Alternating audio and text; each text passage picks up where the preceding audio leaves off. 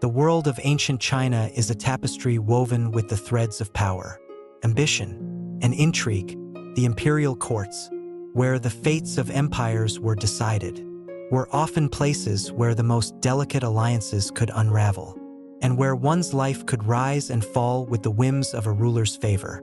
At the heart of this turbulent world, there was a woman whose influence extended far beyond her title. Empress Jiao, the wife of the great Wenlu, was not merely a figure of beauty or grace. She was a woman who would come to shape the course of history, caught between the forces of loyalty and betrayal, love and sacrifice, born into a time of political upheaval. Jiao's life was intertwined with the rise and fall of dynasties, the collapse of old regimes, and the dawn of new power. Her story is one of ambition, tragedy, and survival, a story not just of a woman in history, but of a woman who, through her cunning, intellect, and emotional depth, left a lasting legacy on the empire she helped rule. As the wife of Emperor Wenlu, she navigated a palace fraught with dangers, from rival courtiers and jealous concubines to the ever-watchful eyes of those who sought to control the throne. But beneath her calm exterior, Jiao harbored ambitions of her own. She was more than just a consort. She was a strategist, a mother, and at times, an adversary to those who sought to undermine her family's power. In this narrative, we will journey through the key moments of her life, blending the known events of history with the possibilities that come from a deeper exploration of her character. From her rise to power to the tragic and triumphant moments that defined her reign. This is the story of Empress Jiao, a woman who, though long forgotten by most, deserves to be remembered.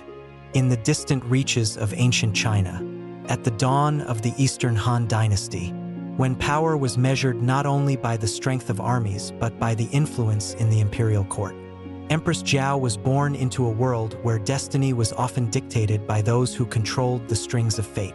Her story, like that of many women of power, began in the shadows of the men who ruled, but it would unfold in ways no one could have predicted. Jiao was born in the year 37 CE, during a time when the Han Empire, once a mighty force, had begun to show the cracks of instability. The emperor, Lu Xiu, had just passed, leaving behind a young ruler, Emperor Wenlu, whose rule was, in theory, a continuation of a prosperous empire, but in reality, was plagued with internal strife and the growing ambitions of rival factions within the court. Political games were played not in the open, but behind closed doors, where the whispers of concubines and generals often carried more weight than the spoken words of the emperor himself. In her youth, Jiao was not born into nobility. Her family was of the lower gentry, well-educated but unremarkable in wealth. However, from an early age, she exhibited a keen intellect and a quiet ambition. The stories of her beauty have been passed down through history, but it was her sharp mind that set her apart from others of her rank. While many women were taught to sing, dance, and play instruments, Jiao was tutored in the arts of strategy, rhetoric, and diplomacy, lessons that would later serve her well in navigating the treacherous waters of court life. Her marriage to Wenlu was not one of love at first sight, but one of strategic alliance. She was introduced to him at a court function when she was just a young woman, barely in her 20s. At the time, Wenlu was still a prince, and the political landscape of the Han court was shifting.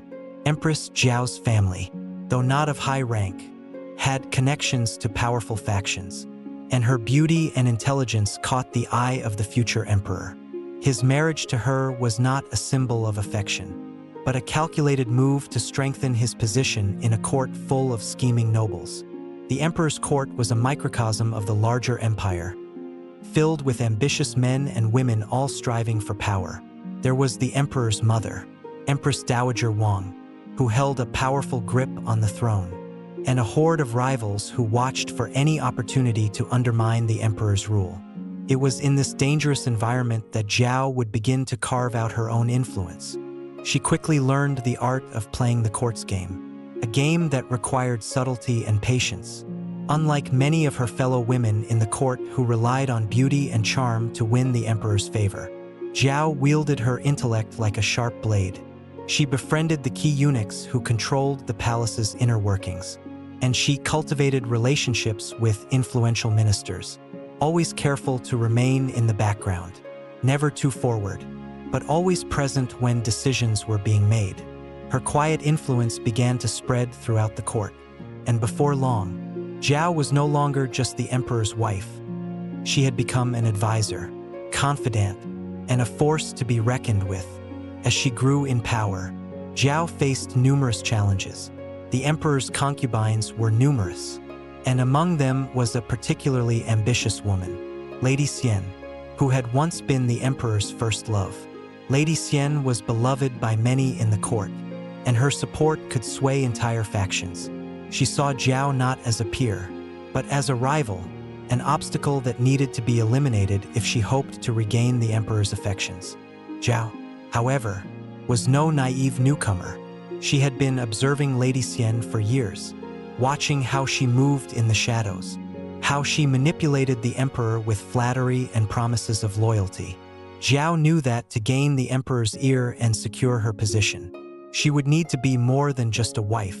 She had to become indispensable. One evening, after a particularly tense gathering in the palace, Jiao overheard a conversation between Lady Xian and one of her closest allies. The words she overheard gave her an invaluable insight into Lady Xian's plans to discredit her in front of the emperor. It was a chance Jiao could not afford to miss. In the days that followed, Jiao cleverly planted false rumors, insinuating that Lady Xian had been secretly plotting against the emperor. Her plan worked flawlessly. Lady Xian was summoned to the emperor's presence, and before she could mount a defense, her accusers, whom Jiao had quietly cultivated, brought forth evidence that seemed irrefutable. Lady Xian was disgraced, her position in the palace destroyed. With Lady Xian out of the picture, Jiao's position was solidified. She had secured the emperor's loyalty and trust. But more than that, she had proven to the court that she was not just another consort. She was a force that could not be ignored. However, even in the triumph of her early successes, Jiao understood that her position was still fragile. The emperor, though he trusted her, was not immune to the forces of the court. Rival factions still existed, waiting for any sign of weakness, any misstep that could bring down the powerful. Jiao knew that she would have to continue playing the long game, biding her time, and always staying one step ahead of those who would seek to undermine her. As the years passed, Empress Jiao would face many trials. Some would come from outside the palace walls, as her husband's rule was tested by rebellions and military threats. Others would come from within the palace, as ambitious courtiers sought to challenge her influence. Yet, with each challenge, Jiao proved herself more than capable. She learned to navigate the storm of politics and courtly intrigue, all the while remaining steadfast in her ultimate goal: to ensure the survival of her family and to secure a lasting legacy for herself and her children. As she stood by her husband's side, Empress Jiao knew that the true test of her power was yet to come. For in the Game of Thrones, the price of power was not just loyalty and cunning, it was survival. And Jiao, ever the strategist, was prepared to meet whatever trials lay ahead. As Empress Jiao settled into her role within the imperial court, her growing influence became undeniable. Yet, with this newfound power came greater risks. It wasn't enough to have the emperor's trust or the support of the court's key figures. The deeper she rose within the palace's hierarchy, the more she found herself surrounded by enemies, both visible and hidden. When Lu, now emperor, had grown increasingly distant in recent years, his rise to the throne had been tumultuous, and the burdens of rule weighed heavily upon him. Though he trusted Jiao, their relationship had begun to shift in subtle ways. He was no longer the ambitious young prince who had married her for political advantage. He was a ruler burdened by the demands of an empire that sought both peace and expansion. And while Jiao had once been content to support her husband's rule from behind the scenes, The ambition that had driven her from the start could not be so easily suppressed. She knew, deep down, that the time would come when her influence would have to be exercised publicly, when she would have to push her own agenda if she hoped to ensure her legacy. It was during the early years of Wenlu's reign that Jiao's most formidable adversary emerged, Lady Wei. Unlike Lady Xian, who had fallen from grace due to Jiao's manipulation, Lady Wei was a woman who had carved out her own niche within the court, using a combination of beauty, intelligence, and ruthless ambition. She was a concubine who had caught the emperor's eye and, unlike many others, had managed to hold his attention. She was not merely a lover. She was a confidant and, it seemed, a woman of great political acumen. Lady Wei's influence was formidable, but it wasn't her connection with the emperor that made her dangerous. It was her ties to the powerful factions within the court. She had cultivated relationships with the military leaders and key ministers, all of whom were eager to expand their own influence in the wake of Wenlu's ascension, while Jiao had worked tirelessly to secure her place by the emperor's side. Lady Wei had spent years quietly amassing a network of loyal followers, who were ready to back her claim for greater power. First, Jiao took no notice of Lady Wei. The court was large, and the emperor's time was divided among many affairs of state, including the military campaigns against the Xiongnu tribes to the north and the constant challenges from the rising power of regional warlords. But as the months passed, Jiao began to see Lady Wei's influence creeping into the decisions that were made in the emperor's presence. Where once Jiao had held sway in matters of diplomacy and court politics, she now found herself increasingly sidelined. Jiao's first direct confrontation with Lady Wei came when the emperor, in an attempt to placate the powerful military generals, agreed to appoint Lady Wei's brother as the governor of a crucial northern province. The decision was a political one, and Jiao recognized it for what it was: a move to strengthen Lady Wei's grip on the emperor's ear. The northern provinces were a hotbed of unrest, where bandits and rebel forces constantly threatened the stability of the empire. By placing her brother in control of such a volatile region, Lady Wei ensured that her influence would extend beyond the palace walls and into the heart of the empire's military affairs. First, Jiao hesitated to speak against the decision. She knew that direct opposition would only draw attention to the growing rift between herself and Lady Wei. But as the days turned into weeks, Jiao's concerns grew.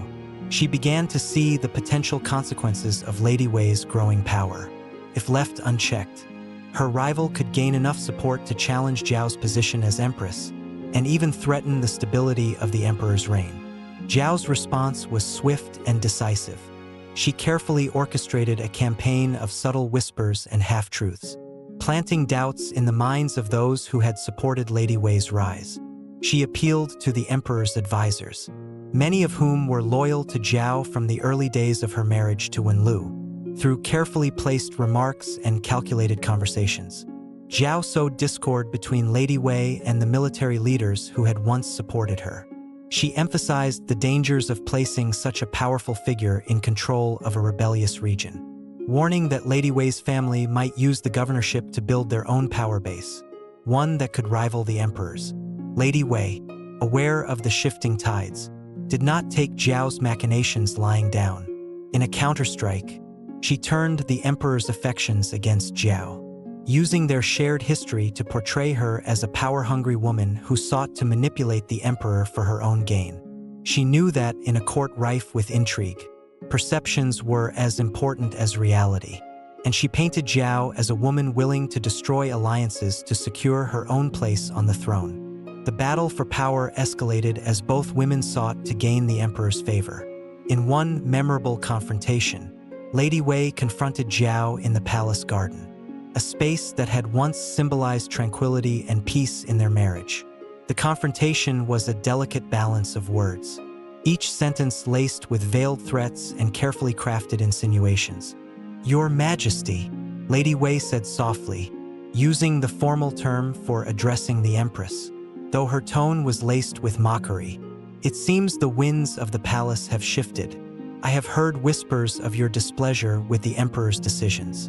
But surely, you understand, He is burdened by many matters beyond our grasp. His concerns must not be reduced to petty power struggles. Jiao met Lady Wei's gaze with calm assurance, her hands folded neatly in front of her. "Indeed, Lady Wei," she replied, "the Emperor's concerns are great, and it is my duty to support him in all matters.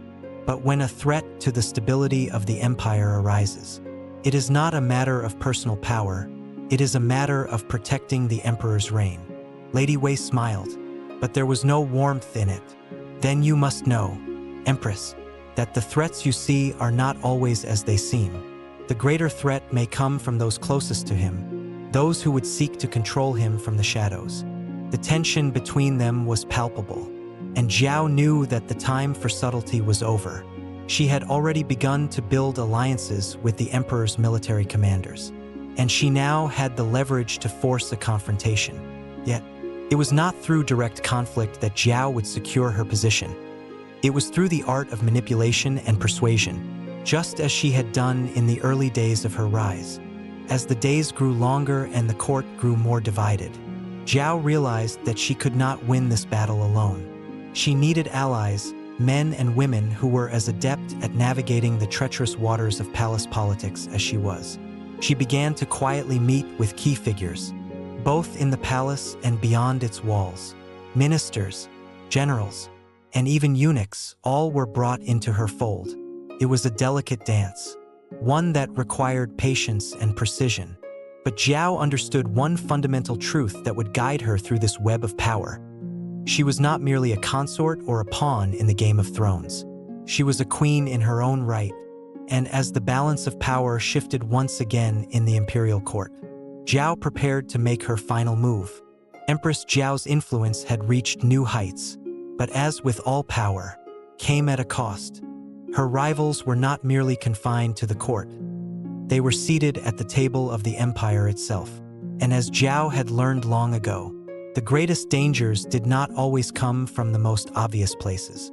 They were often veiled in the guise of allies, distant cousin, and loyal ministers. By the time the summer of 49 CE arrived, the tensions within the imperial court had reached a boiling point. The emperor, Wenlu, whose health had never been robust, had begun to show signs of physical deterioration. His body, once youthful and full of vitality, now appeared frail, and his mind, once sharp and calculating, had become clouded. The advisors and eunuchs who surrounded him grew ever more vocal in their concerns about his ability to govern. But no one dared approach him directly. The Empress, always aware of the pulse of the court, understood that her time was fast approaching. The emperor's declining health had already sparked unrest throughout the empire. The provinces, always a source of instability, now threatened to fracture. The governors, long accustomed to autonomy, saw in the emperor's weakness an opportunity to seize greater power. The Xiongnu, emboldened by the empire's internal turmoil, began their incursions along the northern borders. And among the palace's inner circle, whispers of succession filled the air, each faction vying for a place in the sun. Jiao knew that the time for subtlety was over. She had already weathered the courtly intrigues of Lady Wei, but as long as Wenlu lived, she could never be sure of her place. The emperor's loyalty was shifting, as he grew more distant from the affairs of state and increasingly reliant on his personal advisors. But Empress Jiao had always been a pragmatist, and she knew that in times of crisis, it was the strong who would carve out their future. The first test of her resolve came when the emperor's most trusted general, a man named Zhao Ji, was called to the capital. Zhao Ji had long been an ally of the imperial family, having fought valiantly against the Xiongnu on the emperor's behalf. Yet, his loyalty to Wenlu had always been questioned by some in the court. There were whispers that Zhao Ji, ever ambitious, sought not just military power but also political influence. The general's return to the capital would be a decisive moment in Jiao's campaign to secure her power. Jiao, sensing the opportunity, invited Zhao Ji to her private chambers one evening under the guise of discussing military matters. She had heard the rumors that he intended to use the emperor's deteriorating condition as a pretext to make a play for the throne himself. If she were to confront Zhao Ji directly, she knew that it would be an open declaration of war. Instead, she carefully crafted a different approach. She would make him an ally. At the meeting, Zhao Ji entered the room with the quiet confidence of a man who believed his ambitions were on the verge of fulfillment. He was tall and imposing, his eyes sharp and calculating. Yet beneath the hardened exterior, Jiao could see the vulnerability that came with a life spent in pursuit of power. He took his seat at the table, his expression betraying nothing of his true intentions. "General Jiao," Jiao began, her voice calm but deliberate. "The state of the empire is in peril. The emperor's health is failing, and with it, the stability of our nation. I trust you understand the weight of what is at stake." Zhao Ji nodded, his gaze unwavering. "Of course, Your Majesty, it is a time of uncertainty. The military must remain strong, and the emperor's health must be our first concern. If the time comes for leadership to pass from his hands, the army must be prepared to protect the throne." Jiao smiled, but her eyes were sharp. "It is true that the army will play a key role in the coming days, but power in the court is no less important than power on the battlefield. General, you must understand that, as the emperor grows weaker, those who seek to control the palace will become more brazen. The ministers, the eunuchs, the generals, they all have their eyes on the throne." Zhao Ji's brow furrowed slightly. "Are you suggesting that I should take a more active role in the court's affairs?" "Empress," Jiao leaned forward, her gaze piercing. "What I am suggesting, General, is that you already have the loyalty of the army. What you lack is the loyalty of the court. You need both if you are to ensure the future of the empire." For a long moment, Zhao Ji said nothing. He studied Jiao, weighing her words, his expression unreadable. Then, with a slow nod, he spoke. "And what would you have me do?" Jiao's lips curled into a faint smile. "Help me secure the future of my children. Help me ensure that the throne remains with the imperial bloodline. In return, you will have a place of power, one that will rival any in the empire. Together, we can secure the future." "General," Zhao Ji's eyes narrowed as he considered her offer. The Empress was a woman of cunning. Of that there was no doubt. But she was also a woman who understood power, and that, he realized, made her a dangerous ally. His ambition stirred within him, and for the first time, he saw the possibility of something more than military glory. "You have my loyalty, Empress," Zhao Ji said quietly. "But remember, I do not serve for free. If I help you, you will help me in return." Jiao's smile widened, a rare expression of warmth crossing her face. "Of course, General, power is a currency, and I know its value." In the days that followed, Jiao began to solidify her alliance with Zhao Ji. She maneuvered behind the scenes, ensuring that his position in the court was strengthened, while simultaneously undermining those who might pose a threat to him. Lady Wei, ever vigilant, quickly sensed that the tides were shifting.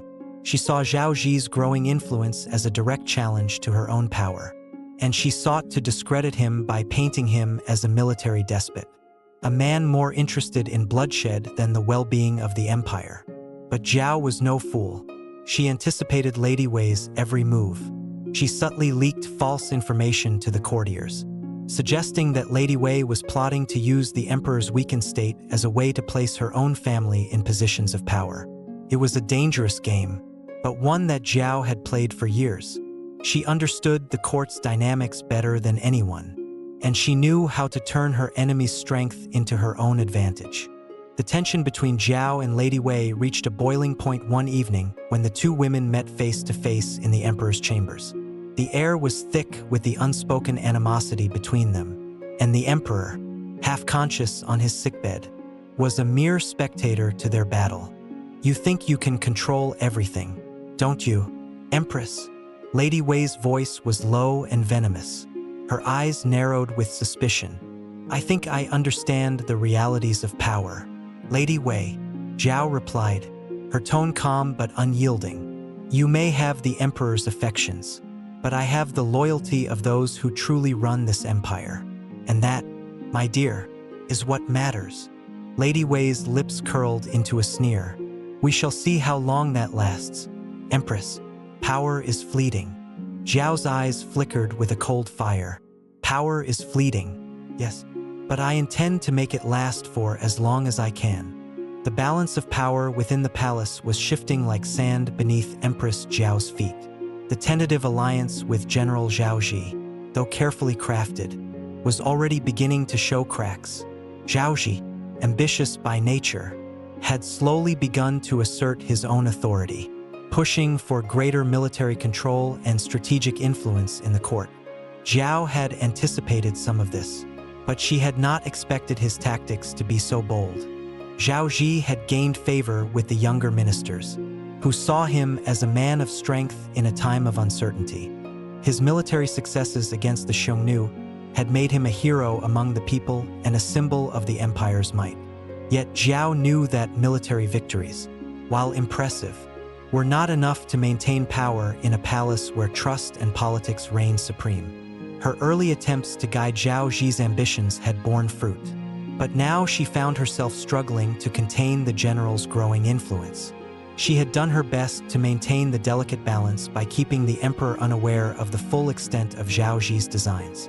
But as the emperor's health continued to decline, even his once vibrant mental faculties began to wane. It became increasingly difficult to shield Wenlu from the simmering tensions that brewed beneath the surface of his court. The cracks in Jiao's plan first began to appear when Zhao Ji openly questioned the necessity of Empress Jiao's direct involvement in military matters. During a grand council meeting, the general had stood before the assembled ministers, his voice booming with an authority that commanded attention. The Empress has done much for the empire, Zhao Ji began, his gaze sweeping over the room. But as the situation grows more dire, it is the army's leadership that will guide us through. It is not the courts, nor the intrigues of the palace, that will secure the future of this nation. It is strength, unity, and military discipline. There was a tense silence in the room, broken only by the sound of a minister clearing his throat. Jiao, seated across from Zhao Ji, allowed the words to hang in the air, though inwardly, a deep unease stirred within her. The general's speech was not a plea for cooperation, but a declaration of his own authority. By challenging the role of the empress in matters of state, Zhao Ji had crossed a line, one that was not easily overlooked. Jiao kept her composure. She understood the game he was playing. It was not about military supremacy. It was about the subtle insinuation that she, as empress, had lost touch with the realities of governance. It was a calculated move, one designed to fracture her influence and weaken her grip on the court. But Jiao would not be so easily dismissed. With deliberate grace, she rose from her seat, her every movement measured, as though the weight of her words carried an almost tangible force. General Zhao, she said, her voice cool but unwavering. It is true that strength and unity are paramount in times of crisis. But there is no military strategy, no victory on the battlefield, that can thrive without the backing of the people. And the people do not look only to generals for leadership, they look to the heart of the empire, which resides within this very court. Her words were not merely a defense of her position, they were a challenge. And Zhao Ji, for all his ambition, understood that. A moment of silence passed between them, thick with unspoken tensions. Yet, Zhao Ji did not back down. Instead, he met her gaze with a quiet, calculating smile. It was a subtle reminder that power, like water, always sought its own course. The next few months were a game of shadows, a constant back and forth of subtle maneuvers, alliances, and betrayals. Jiao had long since learned that power could be wielded like a blade, but it was often the blade that remained hidden from view that caused the most damage. The court, once Jiao's domain, had become a battlefield of alliances, with each faction pulling in different directions, trying to assert its control. In the midst of this growing discord, Jiao found an unlikely ally in consort Lian, one of the younger wives of the emperor. Though Lian was not of noble birth, she had always been politically astute, and her quiet intelligence had earned her the favor of Wenlu in recent years. She was a woman with an acute sense of timing, and Jiao had quickly recognized that Lian could be a powerful force in the ongoing struggle for dominance at court. One evening, as Empress Jiao was taking her evening tea in her private chambers, consort Lian arrived unannounced. Her face pale with worry, Jiao gestured for her to sit, her eyes narrowing as she observed the younger woman's troubled expression. "Your Majesty," Lian began, her voice trembling slightly, "I've overheard something troubling. General Jiao has been quietly meeting with the ministers, discussing plans for the future. Some say he's already positioning himself to take the emperor's place when the time comes." Jiao's eyes hardened. "Is that so?" Lian nodded. "I fear it may be true. He's already gathering support, particularly from the younger ministers who believe he can restore strength to the empire. There are whispers that he has a plan to remove the empress from her position of power, should the emperor's health continue to worsen." Jiao's mind raced. This was the moment she had feared. Zhao Ji was not just preparing for the future, he was preparing to seize it. But the game was not over. She would not be moved so easily. "Thank you, consort Lian," Jiao said, her voice calm but tinged with a certain steely resolve. "You've done well to inform me of this. But know this, no one moves in this court without my knowledge." For the next few days, Jiao bided her time. She knew that the best way to undermine Zhao Ji was not through direct confrontation but through the subtle manipulation of the court's factions. She reached out to her old allies, the ones who still held influence in the palace, and began to sow seeds of doubt about Zhao Ji's true intentions. She made sure that word of his secret meetings with the ministers spread like wildfire through the palace corridors. The final blow came when Jiao, using her network of spies and informants, obtained a letter from Zhao Ji to one of the regional governors. The letter, while innocuous on the surface, contained a subtle but unmistakable suggestion that the general would be better suited to lead the empire than its current ruler. It was enough to confirm his ambitions, and Jiao wasted no time in making the contents of the letter known to the emperor's most trusted ministers. The storm that followed was swift and violent. Zhao Ji found himself the target of a sudden and unexpected backlash, his supporters within the court suddenly retreating into the shadows. It was not a public fall from grace, but it was enough to cripple his influence. The emperor, though frail, was still a force to be reckoned with, and his loyalists closed ranks around him. Yet even as Zhao Ji's power crumbled, Jiao knew the fight was far from over.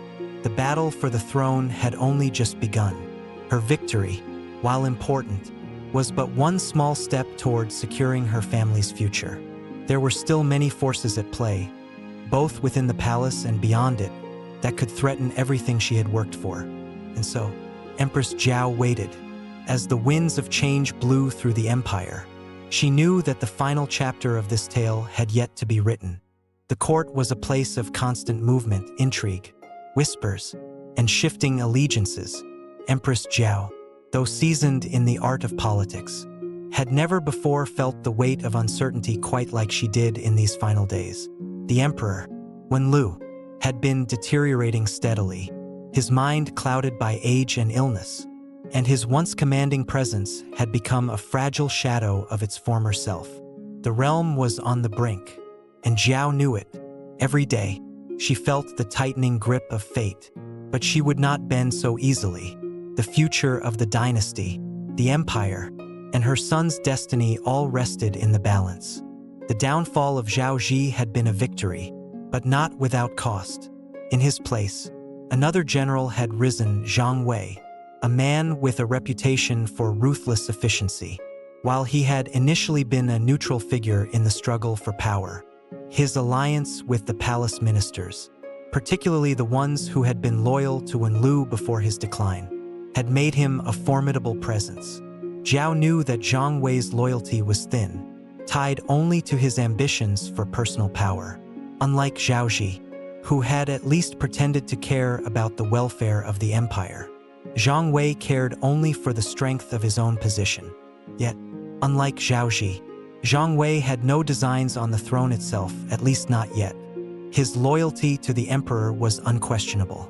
But that did not mean he would hesitate to strike at the heart of the empress's influence should it suit him. The court was shifting again, and Empress Jiao had come to understand that her survival would depend on maintaining not only her alliances but her ability to read the movements of those around her. Her greatest concern, however, was not the generals or the ministers. It was her son, the young prince who stood as the rightful heir to the throne. His future was uncertain, his path unclear, and Jiao knew that as the emperor's health continued to fail, the factions in the court would begin to turn their attention toward him. Though her son had the blood of the emperor in his veins, his youth and inexperience made him vulnerable to the ambitious men who surrounded him.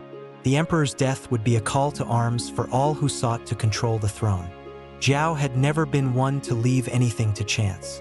She had spent the last months quietly positioning her son's supporters, both in the military and the palace.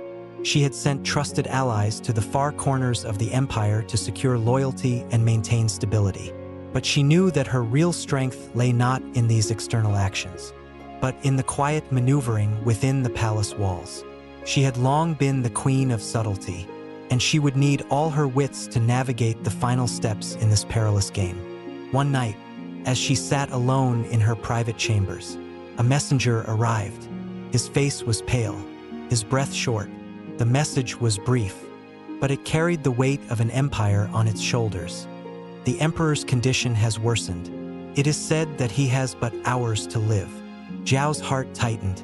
She had known this moment was coming, but the finality of it still took her by surprise. The emperor, the man she had loved and served for so many years, was dying, and with his death, everything would change. She could not afford to show weakness. Her son, the prince, would need her now more than ever. The courtiers had already begun to stir, and the whispers were beginning to grow louder. Word of the emperor's condition spread like wildfire, reaching the farthest corners of the palace. The ministers and generals, who had been biding their time, were now making their moves, and Jiao knew that within hours, they would be at her door, looking for answers, for leadership, for the next step in their own ambitious plans. But Jiao had already made her decision. The time for subtlety had passed. She would act decisively. She summoned her son to her chambers. The young prince, though still a boy in many ways, had grown into a young man marked by the weight of his future. He was not yet ready to rule, but he had inherited his mother's sharp mind and his father's noble blood. She had taught him well in the art of governance. But the court was a different world, a world where even the most skilled could falter under pressure. "My son," Jiao said, her voice gentle but firm, "the time has come. The emperor's death is imminent, and the throne will soon be open for the taking. You will need to show strength, wisdom, and resolve. The court will look to you now. Do not falter." The prince looked at her with wide eyes, the burden of his destiny settling upon his young shoulders. He had never known a time when the court had not been filled with intrigue and conflict. Now, it was his turn to step into the world of power, a world that would not hesitate to consume him if he was not careful. "I am ready, mother," he said, though the uncertainty in his voice betrayed his youth. "You must be," Jiao replied.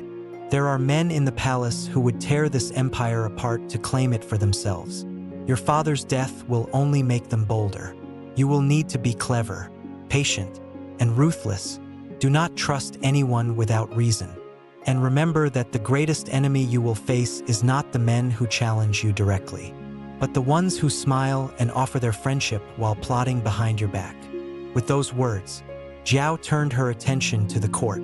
It was time to gather her allies and prepare for the inevitable. As the night wore on, the courtiers began to assemble in the great hall, their faces drawn and anxious. Jiao entered the room with her son by her side, the weight of the moment heavy in the air. The emperor's body had been prepared for the final rites, and the court was in mourning. But Jiao knew that the mourning would soon turn to power struggles. She could see it in the eyes of the ministers, the generals, and the consorts who had gathered to witness the passing of the throne. Her first move was simple, yet decisive. She spoke of the emperor's legacy, of the strength of the empire, and the need for unity in the face of uncertain times. Her words were calm, measured, and powerful, and they had the intended effect. The room fell into a respectful silence, all eyes upon her. But then came the challenge. General Zhang Wei, ever the opportunist, stepped forward. His expression was unreadable, his voice low and steady as he addressed the gathered ministers. The emperor is dead, and with him, the leadership of the empire. It is time for a new direction, a new hand to guide us. The tension in the room was palpable. Zhang Wei's words hung in the air, a direct challenge to the prince's legitimacy. Jiao could feel the weight of the moment as all eyes turned to her son. This was it. This was the moment that would define the future of the empire. But Jiao was prepared. She stood tall and stepped forward, her voice carrying through the hall like the toll of a bell. "The throne is not for the taking," she said, her eyes locking with Zhang Wei's. "It is for the rightful heir to claim, and that heir is my son. Do not mistake his youth for weakness. General, he will lead this empire, and he will lead it well. Anyone who seeks to disrupt that order will face not only my wrath but the wrath of the people who have pledged their loyalty to him." The room fell silent. Zhang Wei's expression darkened, but he did not challenge her further. The ministers, too, held their breath, waiting for the final decision to be made. In that moment, Jiao knew that her fight was not over, but she had taken the first step to secure her son's future, and with it, the legacy of her family.